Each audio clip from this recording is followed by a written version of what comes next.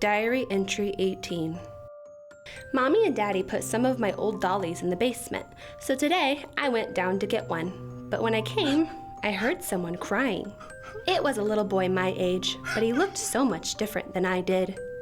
He told me he missed his mommy and daddy, but he couldn't leave the basement or he'd get in trouble. I asked him what his name was, and he said it was Afreet.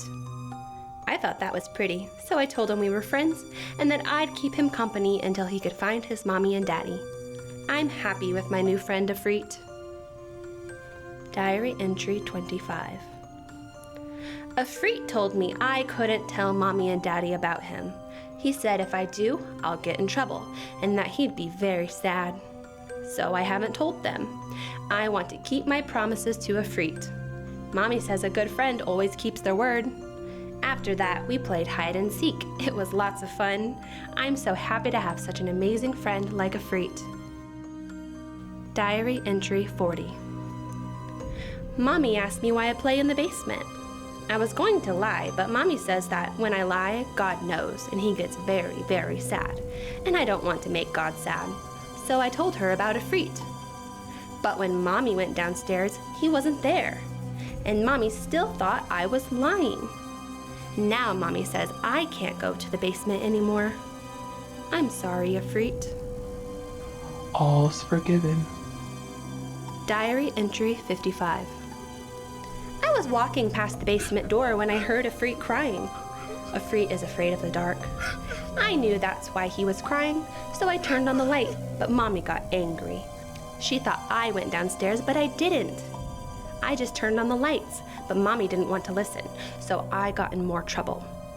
I wish Mommy would listen. I don't want to be in trouble anymore.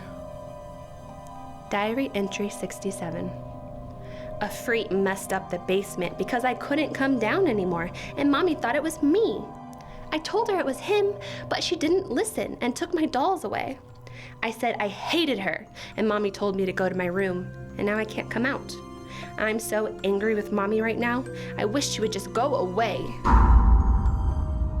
I'm sorry, Emmie. I'll take care of you. Diary entry 83. Mommy went downstairs to take all of my old dollies to the donation center, but she never came back. She met Afreet. Diary entry 87. When Mommy never came back from the basement, I went to go look for her. I turned on the lights and, just like Afreet, Mommy floats too. But she needs a rope to help her do it. Afreet said he and Mommy were playing games, but she got really tired and decided to take a nap.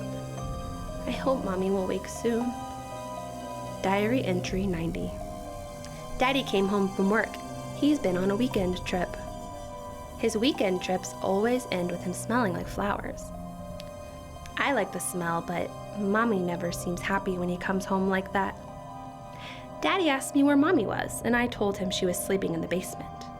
Afreet told me not to tell anyone, but I had forgotten until Daddy went downstairs and didn't come back.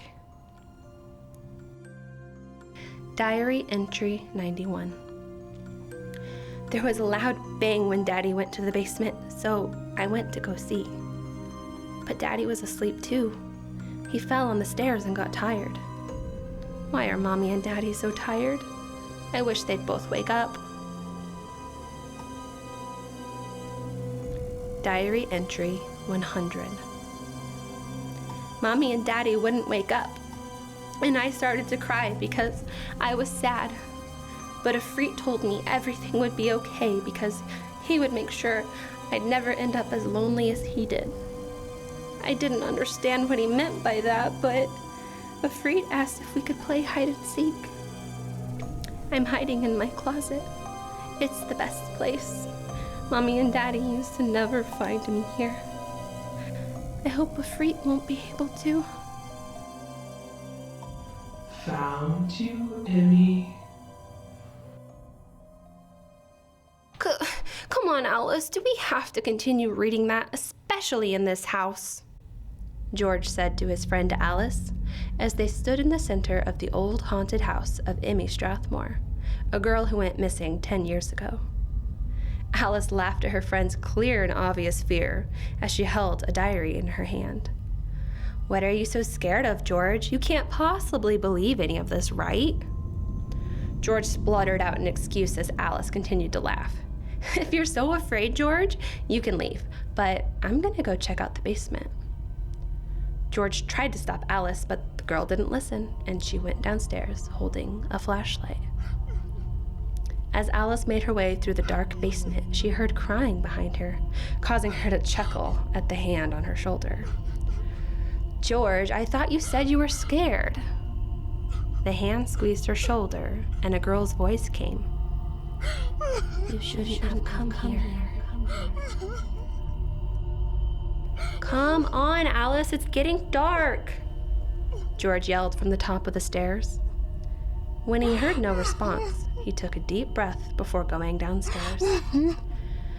There were no signs of his friend until he heard crying in the corner. Alice?" he called out. The crying stopped as his phone's flashlight went out. "Shoot," he whispered, trying to turn it on when a hand came to his shoulder. "Oh, Alice, there you are. He turned around, shocked at the sight of his friend's corpse hanging from the ceiling. "Alice!" He stumbled back when a giggle resounded in the dark. George ran for the stairs, only to feel someone trip him. The last words he heard before his untimely death being, "I found you."